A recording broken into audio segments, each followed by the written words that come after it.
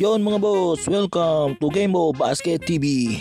Ay, ang pogi! Pero kung may papadway tayo na pogi, sino ba talaga ang pinaka-idol ko sa Philippine Basketball?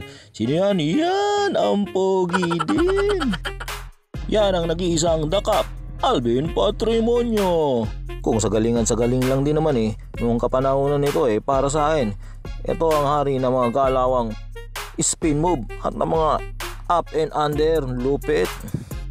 In and out ang laruan nito mga boss, nitong idol ko na to kahit sa mo yan yung pwesto. At pag sumalaksak yan, huwag kang sasabay, mapapahiya ka lang. Sabi nga nila, sumabay ka pa, huwag ka lang malikot. Lupit talaga. At parang si Papa Dwight din talaga, ang galing din sa 3-point shoot. O ikaw, idol mo rin ba yan?